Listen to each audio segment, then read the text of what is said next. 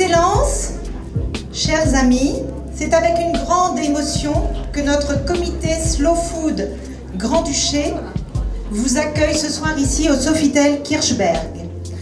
En tant que présidente, je suis très touchée de vous voir si nombreux pour le lancement de notre convivium baptisé Grand-Duché. Vous savez qu'il existe un autre convivium peut-être qui ce soir fait une autre soirée à Echternach. Ce convivium est né en 1999 et nous sommes donc le deuxième convivium qui démarre ce soir.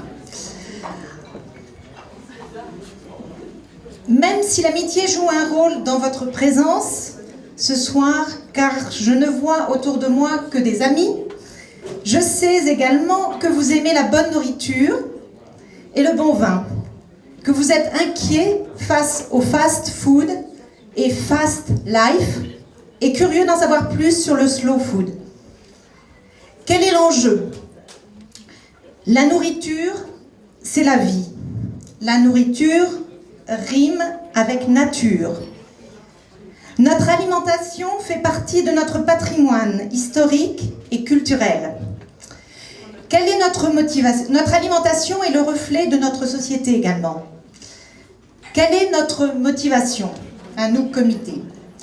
Nous voulons être des consommateurs actifs et tisser des liens avec les producteurs locaux et les artisans des métiers de bouche qui partagent la philosophie slow food. Nous sommes responsables de ce que nous mangeons et de ce que nous offrons comme exemple à la jeune génération. La convivialité, le lien humain sont les éléments fédérateurs de l'alimentation. La société luxembourgeoise est cosmopolite. Quelle chance! Et sa cuisine s'est enrichie au contact des étrangers qui y ont été accueillis et qui y travaillent et y vivent. Au regard de ces enjeux et de ces motivations, notre nouveau convivium Slow Food veut promouvoir la philosophie et les objectifs du mouvement Slow Food international, qui nous sont chers et dont vous parlera plus en détail notre vice-présidente Camilla Sardelli. Je suis désolée, vous allez devoir encore attendre un petit peu. Aussi, nous vous proposons d'organiser des rencontres conviviales et gastronomiques autour de la connaissance de produits locaux dans le but de favoriser la biodiversité et de soutenir les producteurs qui essaient de travailler dans ce sens. Ce ne sera pas seulement théorique, car la mise en œuvre, ou devrais-je dire la mise en bouche, est quand même essentielle. Des activités afin de favoriser la connaissance et le rapprochement des cultures culinaires. Notre comité est déjà riche de 5 cultures culinaires différentes. Des ateliers pour aider à l'éducation au goût dès le plus jeune âge.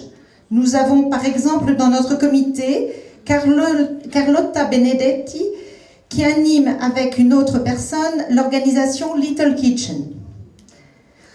Également, faire connaître toutes les manifestations de slow food international telles que Cheese Fair, parmi nous, il y a peut-être certaines personnes qui sont déjà allées, Fish Fair, qui a lieu à Genève tous les 2 ans, à Genova tous les 2 ans, et le Salon du goût à Turin.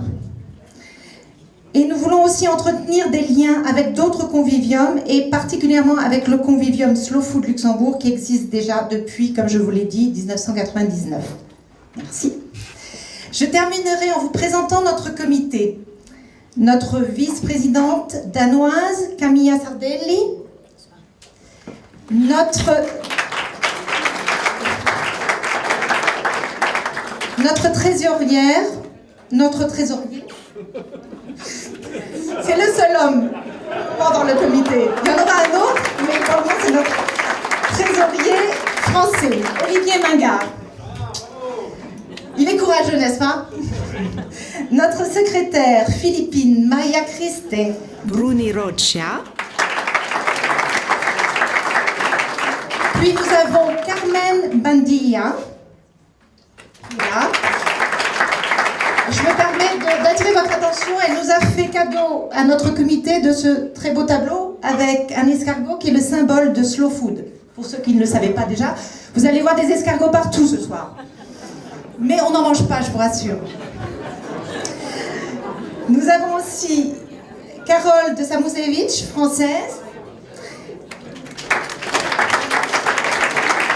Et il nous manque Ori, mais que tout le monde connaît, Ori Duplay, qui est à l'entrée coréenne. Qui arrive peut-être. Voilà, elle arrive. Voilà. Je souhaite également remercier vivement nos partenaires pour cette soirée. Le Sofitel Kirchberg et tout particulièrement Monsieur Bataille, qui a toujours répondu présent pour toutes nos demandes, pour ne pas dire caprices. Nous sommes des femmes, sauf Olivier. Vu qu'il s'agissait de réussir notre première soirée Slow Food. Également remercier Bernard Massard, qui, convaincu par la philosophie Slow Food, nous offre son crément millésimé luxembourgeois pour notre appétit ce soir, pour notre apéritif ce soir, décidément. J'ai la langue qui fourche. Aussi, Mathis Bastian, pour ses vins merveilleux de la Moselle, Pain et Tradition, qui œuvre pour la diffusion d'un pain fabriqué dans la plus pure tradition boulangère. Et vous verrez sur la table, il nous a fait pour ce soir des pains en forme d'escargot. Et il a demandé à ce que ce pain, il veut que l'on le mange, pas le regarder seulement. Donc il faudra que vous preniez des initiatives et que vous coupiez, que vous rompiez le pain à table. C'est un beau symbole, je trouve. Les chocolats Génavé, dont les chocolats sont fabriqués artisanalement et devrais-je dire amoureusement au Luxembourg. La brasserie Simon, dont la bière Dinkel est faite dans la pure tradition. Et Beckerich, pour son eau minérale naturelle luxembourgeoise. Et ensuite, André Ziven pour son huile de noix biologique du nord du pays. Et Thym Citron, dont le propriétaire Gérald Polis prouve qu'il est encore possible d'être un primeur de proximité avec des fruits et des légumes de qualité. Je le remercie pour sa présence ce soir parmi nous également. Je laisse la parole à Camilla pour une courte présentation de Slow Food International et vous remercie à nouveau pour votre présence qui nous insuffle de la confiance et vous souhaite plus tard un bon appétit. Merci.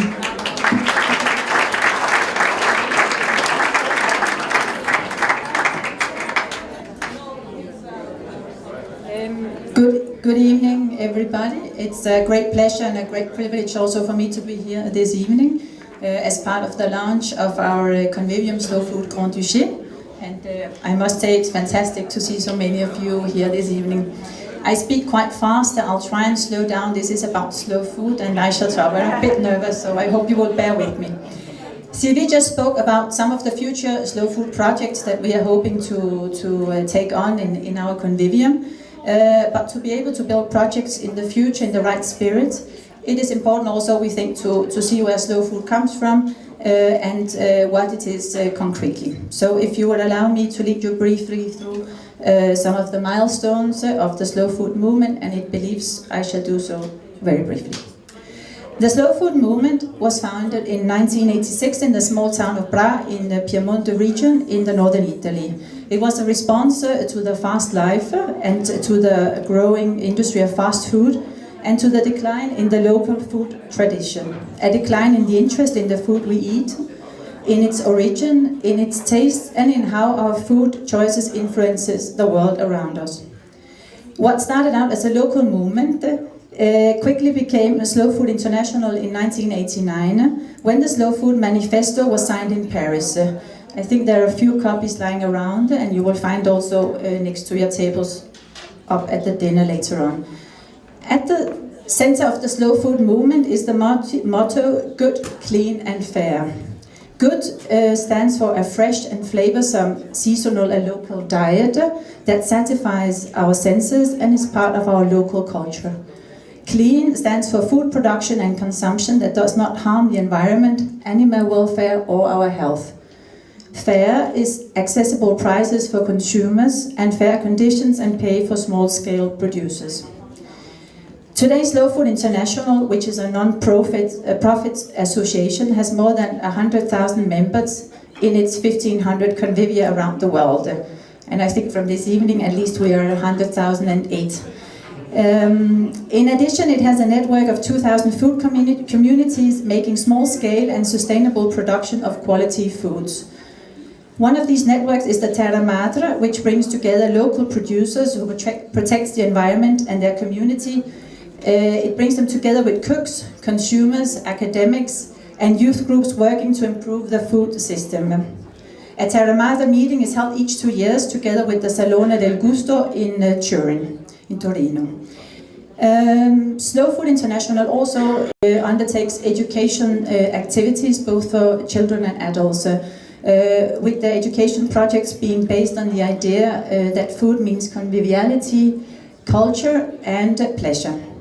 The education takes place, for instance, through schools, local communities and at conferences. In 2004, the University of Gastronomic Sciences was inaugurated in Pollenza, near Bra, to create an international research and education center for those working on renewing farming methods, protecting biodiversity and building an organic relationship between gastronomy and agricultural science. The Slow Food Foundation for Biodiversity was established in 2003. Its aim is to develop projects and new economic models to support the Terra Madre food communities I just mentioned before.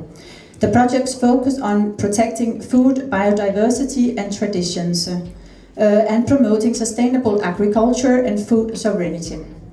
One type of projects are the Presidia, which supports groups of small producers who makes quality production at risk of extinction, recover traditional processing methods, protect unique regions and ecosystems, and safeguard native breeds. Local plant varieties. Today, more than 12,000 producers are involved with more than 400 procedures, so it's already quite many. Another project, which is the last one I will speak to you about, is the Ark of Taste, which was established to catalogue, to rediscover and promote foods which are threatened by extinction. Today, the Ark of Taste lists more than 1,100 unique foods from 50 countries. This is it. I will now just ask you a few more minutes of your patience while we would like to share with you a small video on the biodiversity, and then we will be going upstairs for the dinner. Thank you. Thank you.